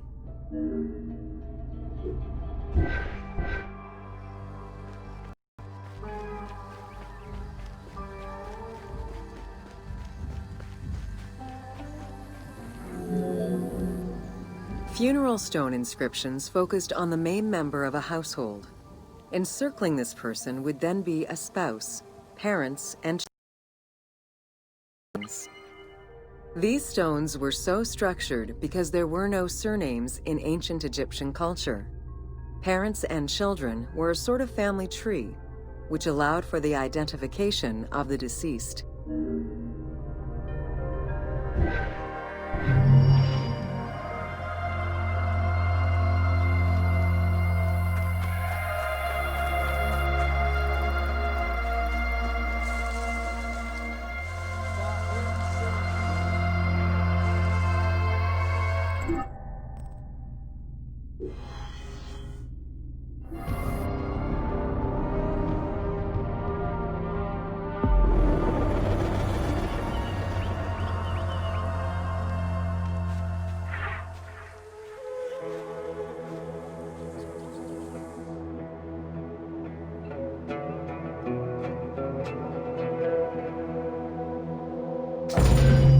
Welcome to Bread and Beer.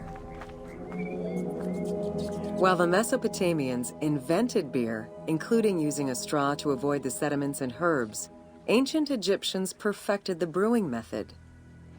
Egyptian beer's quality was determined by alcohol strength, color, and flavor. During the Pharaonic era, beer was the most commonly used and important alcoholic beverage.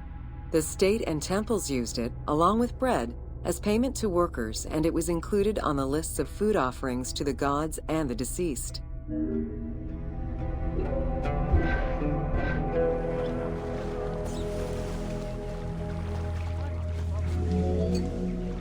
Beer was the popular drink of ceremonies and festivals. The Festival of Drunkenness was even dedicated to it. Considered to be quite nutritional, beer was also significant in the day-to-day lives of ancient Egyptians. Egyptian adults and children consumed beer with all of their meals, and medical texts include hundreds of remedies that contain beer. It remained the most popular alcoholic beverage until the Roman era.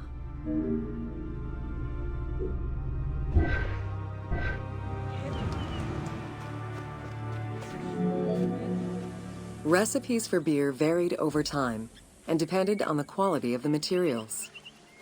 Bakers and brewers typically worked alongside one another at the same workshop or house.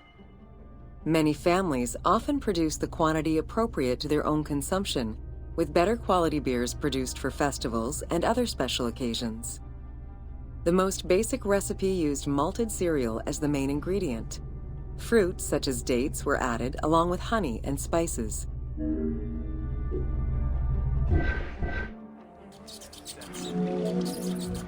Once baked, bread would be crumbled into the brew to start the fermentation process.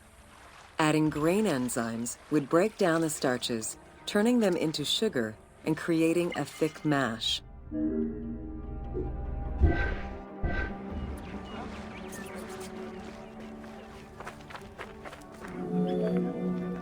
Once ready, the bread and grain mixture was compressed and then strained through a sieve with water into the mix of malt beer.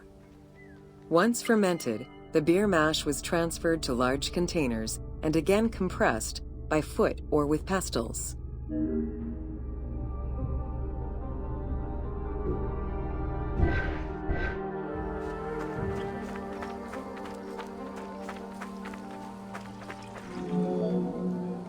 Once smooth, the beer was stored in pottery jars and sealed with a clay stopper.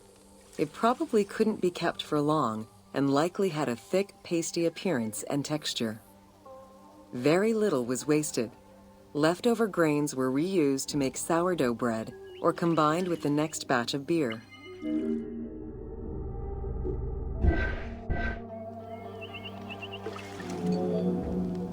While there are many ancient accounts for making bread, most of the knowledge known about ancient Egyptian brewing comes from an account by the alchemist Zosimus over 300 years after Cleopatra's reign.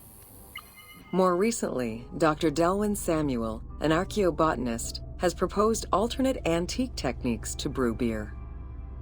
However, experts are unable to replicate an authentic beer since not all of the techniques and ingredients used by ancient Egyptians are known yet.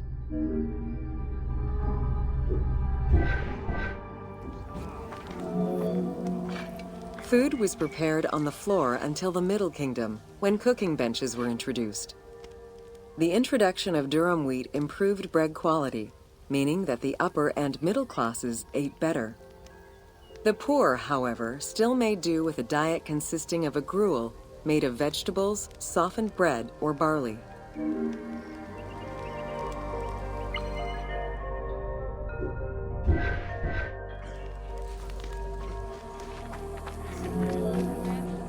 Dough was kneaded by hand or foot, and when sufficiently blended, additional items were added, such as fruits, nuts, honey, and spices. To leaven the bread, they added sourdough or leaven from beer brewing. Ovens were circular or beehive-shaped and made with clay or brick. If there was no oven at all, a bread maker used the hot sand to bake flatbread, a technique still in use by some Berbers today.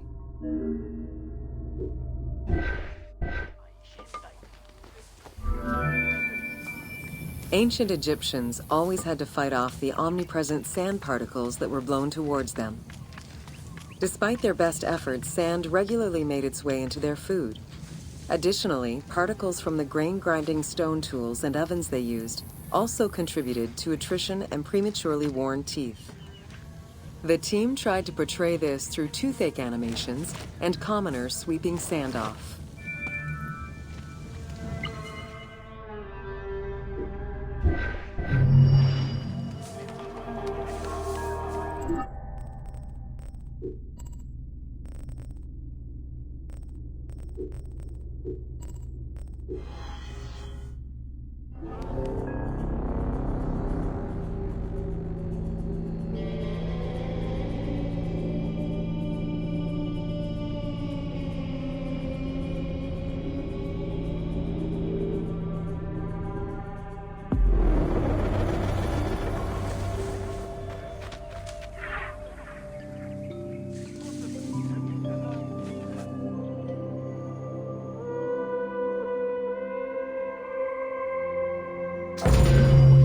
Welcome to Wine in Ancient Egypt. When the god Horus lost his eye in a war with Seth, the ancient Egyptians believed the eye turned into a vine, and the vine's tears became wine. Early texts, dating back to 3150 BCE, contain the hieroglyph for vine. Regarded as extremely valuable, wine was highly sought after by the elite. It was also an essential part of many religious ceremonies.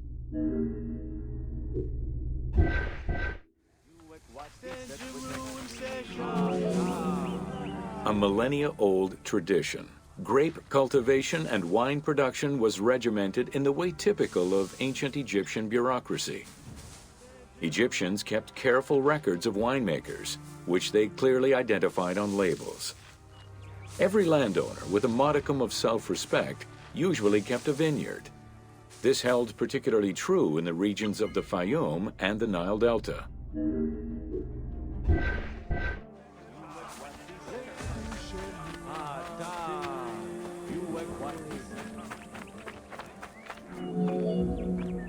Documentation shows that only certain craftsfolk were allowed to provide the containers required to store and transport wine.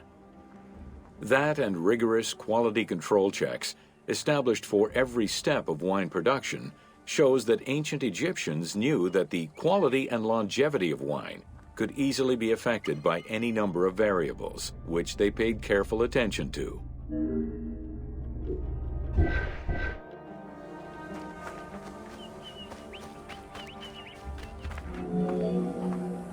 Egyptians had different kinds of wines, most of which ranged in quality from good to very good. The sweet shadé, to which honey had been added. The soft negem, obtained by drying the grapes in the sun. The ma, reserved for religious ceremonies. And finally there was the peor, the mediocre rated wine, resulting from the second pressing of grapes and reserved for a less discerning palate.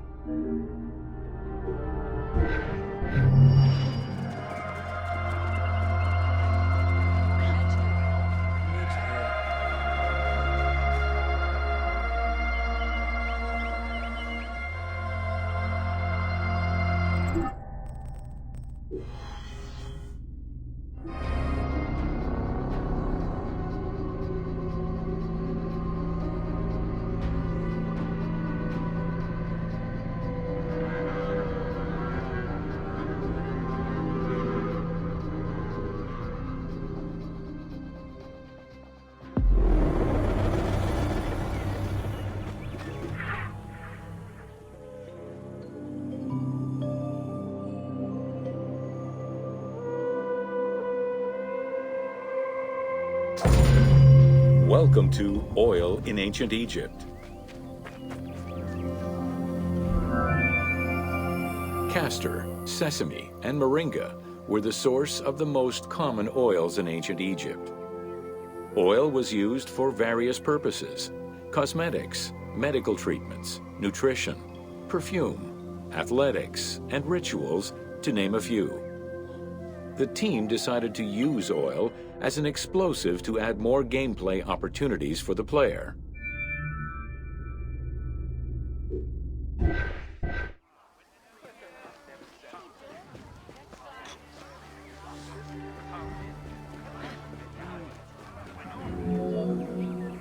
Ancient Egyptians originally used castor oil in wick lamps, but also for cosmetics, such as facial and hair treatments. There is mention in some papyrus of castor oil being prescribed to treat constipation and help pregnant women. Castor beans were found in ancient Egyptian tombs as early as 4000 BCE. Castor oil was made by pressing the beans from the plant of the same name.